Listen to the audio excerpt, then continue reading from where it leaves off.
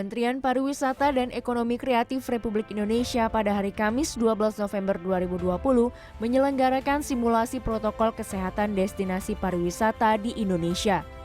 Destinasi pariwisata super prioritas Labuan Bajo, Nusa Tenggara Timur dipilih sebagai pilot project untuk penerapan protokol kesehatan, keamanan, dan keselamatan ini. Penerapan protokol kesehatan merupakan bagian dari strategi pariwisata agar lebih komprehensif dan terintegrasi.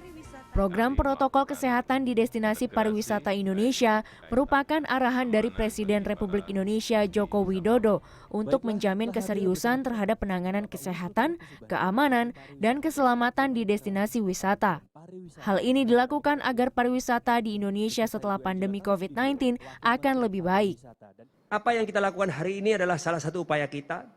Sebanyak 23 kementerian dan lembaga bersinergi demi menjamin keseriusan terhadap penanganan kesehatan, keamanan, dan keselamatan di destinasi pariwisata. Penerapan protokol ini merupakan langkah awal untuk kita semua dalam mempercepat pemulihan pariwisata agar lebih berkualitas, aman, dan nyaman. Berlayar menuju posisi yang sudah ditentukan. Simulasi digelar tepat pukul 10 waktu Indonesia bagian tengah. Pada simulasi ini digelar dengan berbasis protokol penanganan COVID-19 dengan simulasi penanganan bencana alam, penanganan serangan jantung pada wisatawan, serta penanganan kecelakaan kapal terbakar dan tenggelam. Simulasi turut melibatkan kesatuan TNI, polisi, kesatuan penjaga laut dan pantai, serta Basarnas.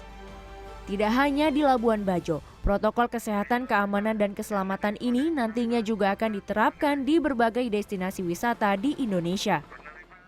Simulasi ini perlu dilakukan di 4 destinasi lainnya yang rawan bencana dan menyesuaikan dengan karakteristik dari kebutuhan masing-masing daerah. Jadi mungkin nanti di sini juga sedikit beda dengan Mandalika dan mungkin sedikit beda juga dengan di Gunung Merapi, di mana di Jogja maupun nanti di Danau Toba. Nanti kita harus menyesuaikan, dan saya tadi senang bahwa Marskal Bagus sudah mendedicate 1 helikopter di sini, nanti helikopter di Mandalika dengan Bali dan seterusnya.